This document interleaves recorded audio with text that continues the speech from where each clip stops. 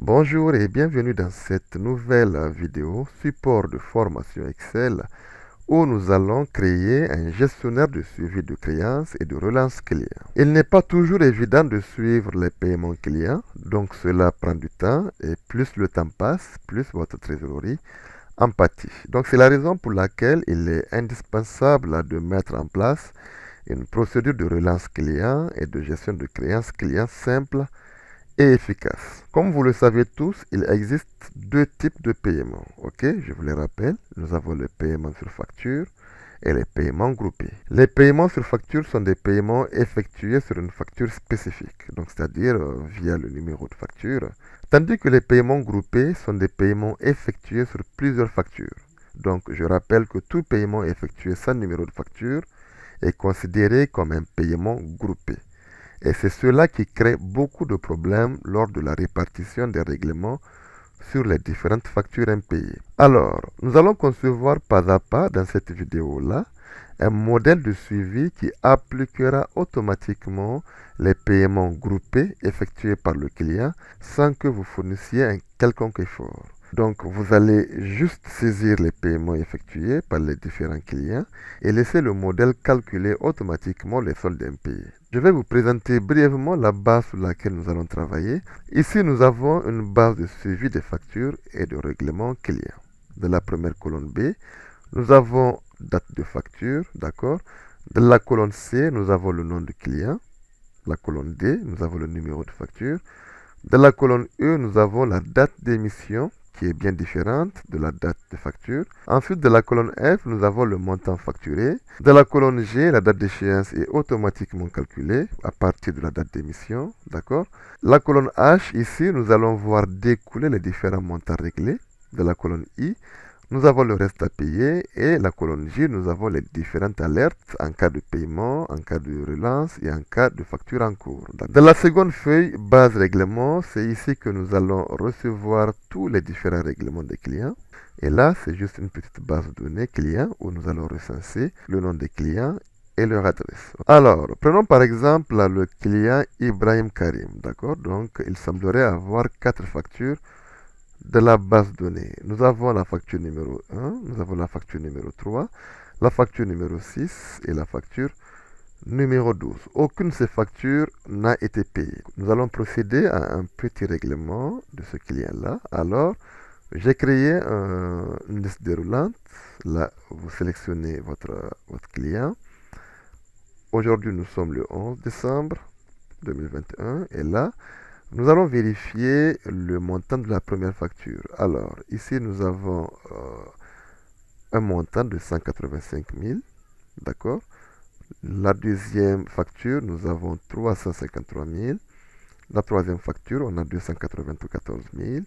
Et la quatrième facture, nous avons 274 000. Aucune de ces factures, je rappelle, n'a été payée. Nous allons essayer donc de mettre un montant, par exemple, de 350 000. D'accord. Alors, si nous retournons de la base de données, nous allons voir automatiquement que la première facture a été soldée. D'accord. Et le reste de facture a été versé sur la seconde facture. Nous allons procéder à un deuxième règlement de ce client. Donc, on va sélectionner toujours Ibrahim Karim. Là, nous allons estimer le 15 décembre 2021. Voilà. Donc, il va régler 200 000. D'accord. Automatiquement, la seconde facture a été soldée. Vous l'aurez aperçu déjà dans la colonne J, d'accord. Et le restant a été versé sur la troisième facture. Nous allons changer de client pour constater le changement radical. Nous allons prendre par exemple Ali Robert, d'accord. Donc le 21 décembre 2021, il a payé 150 000. Ok. Nous allons constater la première facture de Ali Robert. Voilà, c'est 368 000. Le premier paiement, c'est 150 000, comme vous le constatez. Donc, nous avons 218 000 en impayé, d'accord. Et l'échéance est déjà passée. Donc, nous avons une facture en relance, ok. Ici, nous avons Ali Robert. Donc, il a une seconde facture de 235 000, d'accord, qui n'a même pas été payée. Donc pour cela, je me bascule de la base de règlement. Je sélectionne une nouvelle fois Ali Robert, donc le 30 décembre, supposons, hein, ok. Alors, il payera 500 000.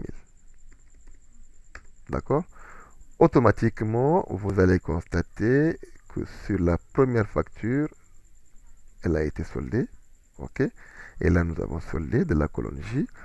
Et là, nous avons Ali Robert, la deuxième facture a été soldée. Et là, le restant a été versé sur la troisième facture de monsieur Ali Robert. Je suis Haruna Bonkano, je suis consultant formateur à bureautique, particulièrement du tableur Excel chez Niger Excel. Alors notre objectif, c'est de vous rendre dynamique, performant et autonome à travers les outils Microsoft Excel.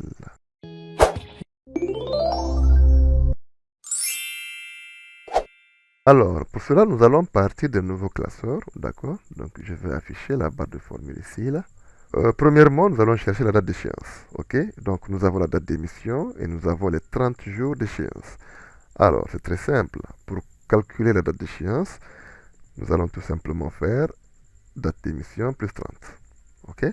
Alors, ici, n'oubliez pas de bloquer votre cellule pour pas que ça bouge. Donc, je valide et là, je vais incrémenter jusqu'en bas.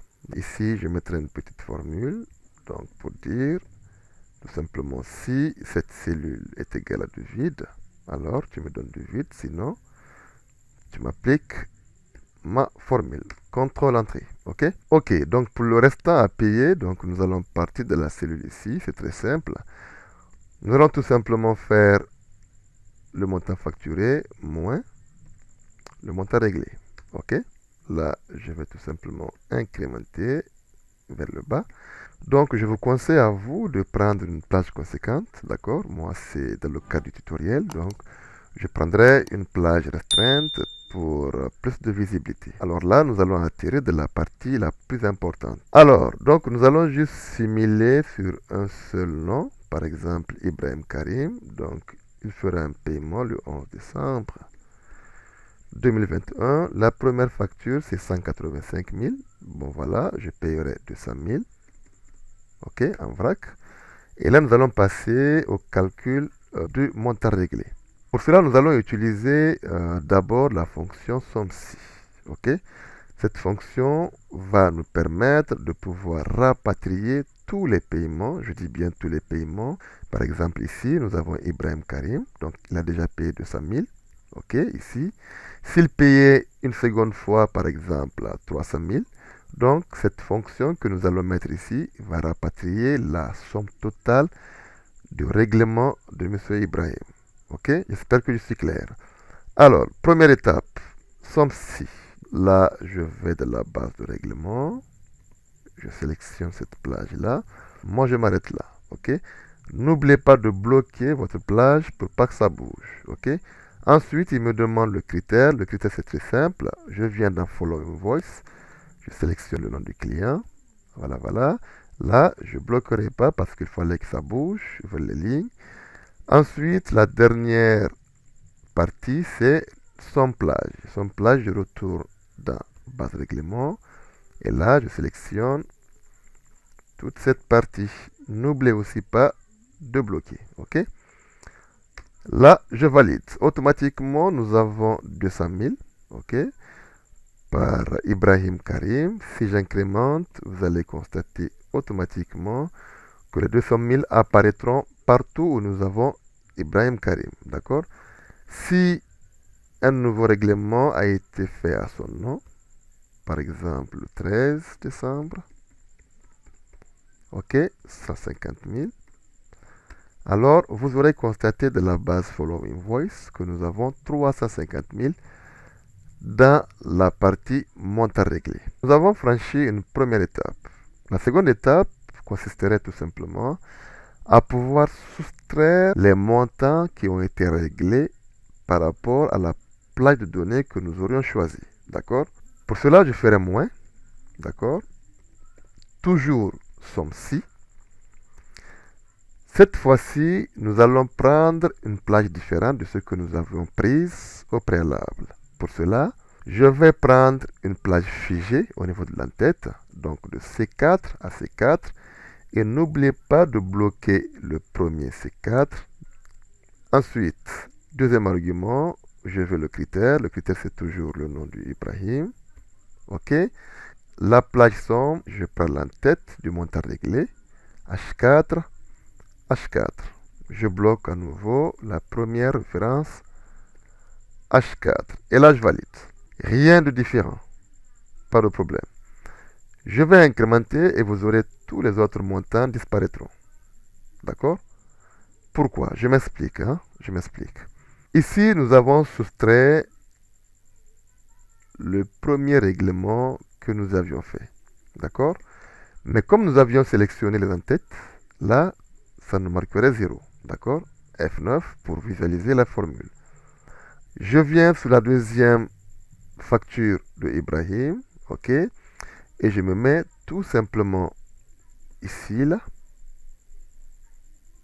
J'appuie sur F9. Vous aurez constaté que nous avions la même valeur qui a été payée, 350 000, CTRL Z, d'accord? Et là, si je prends ce montant-là, ici cette formule, j'appuie sur F9, nous avons la somme des montants qui se trouvent dans la colonne H, d'accord, au niveau du montant réglé.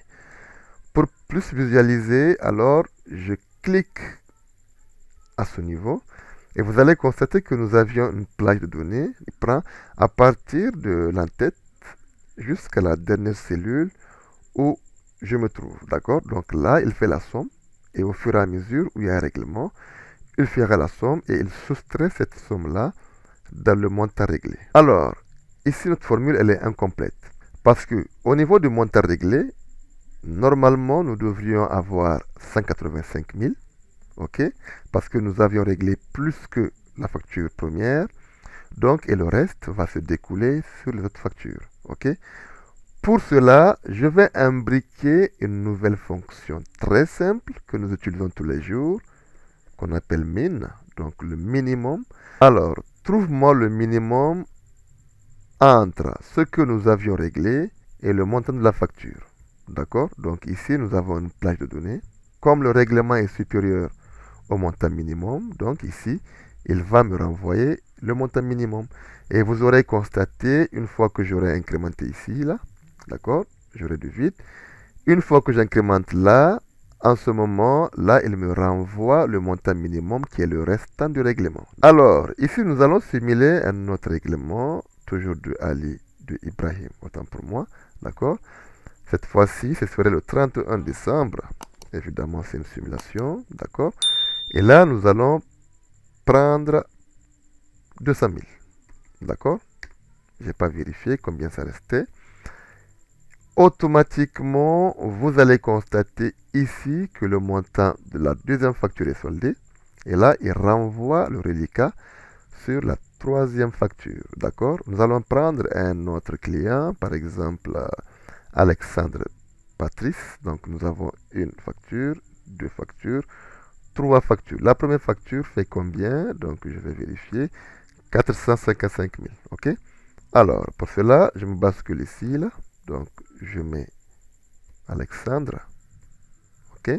Il a payé sa facture le 31 décembre et je mets 455 000. OK? Automatiquement, vous aurez constaté que le montant de la première facture est soldé. Alors, nous allons encore simuler un deuxième règlement de ce même client-là. Donc, Alexandre Patrice. Cette fois-ci, le 1er janvier 2022. Voilà, voilà. J'espère que je ne suis pas allé trop loin. Et là, nous allons régler 300 000. OK? J'espère que le montant sera reparti entre les deux factures. Donc, premièrement, 300 000. Pourquoi? Parce que tout simplement, la deuxième facture vaut 412 000. Donc, les 300 000 ne couvraient pas cette facture-là. Alors, je retourne. Je vais juste changer le montant, par exemple, à 480 000. OK? Et vous aurez constaté automatiquement que la deuxième facture a été réglée, d'accord, a été soldée. Et là, il balance le reliquat sur la troisième facture. Alors, nous avons franchi une seconde étape. Là, nous allons basculer directement au niveau de l'alerte. Ça nous permettrait de visualiser toutes les factures qui sont en instance de paiement, les factures en cours et les factures à relancer. Pour cela, je vais pouvoir imbriquer la fonction si et la fonction et. Alors, si cette date d'échéance-là, premièrement, est inférieure à aujourd'hui, ok, je ferme la parenthèse. Ensuite, la valeur logique 2, toujours si le montant reste à payer est supérieur à 0. Je ferme la parenthèse. Alors, qu'est-ce que je veux? Je veux tout simplement relance. D'accord? Ça veut dire tout simplement que la date est dépassée. Sinon, cette fois-ci, si la date d'échéance est supérieure, bien évidemment, à aujourd'hui, je ferme la parenthèse, et que le montant toujours reste à payer est supérieur à 0. Alors, je ferme la parenthèse. Là, je vais tout simplement mettre en cours. OK? Et là, sinon, la dernière option, valeur s'il faut, solder. D'accord? J'espère que ça va marcher, sinon vous pouvez la reprendre chez vous. Hein? OK? Alors, je ferme la première parenthèse, la seconde, et je valide. Alors, ici, je vais incrémenter automatiquement jusqu'en bas. Alors, nous avons ici soldé, soldé, soldé. Je vais pallier à ce problème-là. Je fais une fonction si pour dire si au niveau de la cellule date est égal à guillemets, guillemets, alors tu m'envoies du vide, sinon tu me reproduis ma formule. OK? Contrôle, entrée. Génial. Alors, nous allons vérifier si le résultat est bon. Donc, ici, le paiement a été fait. Il a soldé. OK? Génial. Il a soldé. Là, aucun paiement n'a été fait. Donc, relance parce que la date d'échéance est dépassée. OK? Alors, ici, c'est soldé. Donc, là, nous avons en cours. Pourquoi en cours? Parce que tout simplement, nous sommes, date d'échéance, c'est le 20-12-2021. Là, nous sommes le 11 décembre 2021. Donc, la date n'est pas encore arrivée. Nous allons simuler sur Ali Robert. Alors, je vais payer tout de suite 800 000, on va voir. D'accord?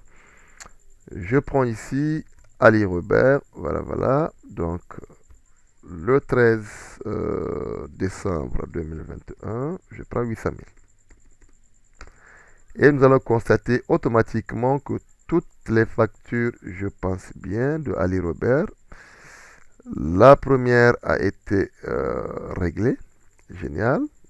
La seconde a été réglée, génial. Donc, et voilà, la troisième facture restait tout simplement 66 000 à régler. Alors, je vais venir ici pour mettre les 66 000. Toujours Ali Robert est là pour solder sa facture. Cette fois-ci, le 31 décembre 2021 et 66 000, d'accord? Automatiquement, vous constatez que nous avons soldé au niveau de l'alerte. Et là, reste à payer, c'est 0. Alors ici, je vais juste mettre une petite mise à forme conditionnelle pour mettre en surbrillance mes données. Donc pour cela, je me bascule dans l'onglet Accueil, mise en forme conditionnelle. Alors, test qui contient. Premièrement, le texte serait relance, d'accord? Et là, je reviens en rouge, il n'y a pas de problème. Ensuite, test qui contient, donc je vais solder. Là, je le veux en vert clair, voilà, voilà, test vert foncé. Alors, je m'arrête là, j'espère que cette petite démonstration vous aura plu. N'oubliez pas de vous abonner. N'oubliez aussi pas de cliquer sur la petite cloche. Là, c'est pour ne rien louper, car Niger Excel sort des vidéos explosives chaque semaine. Faites un commentaire en bas de page, ça me ferait plaisir. Quant à moi, je vous dis à très bientôt dans une prochaine vidéo. Merci et ciao.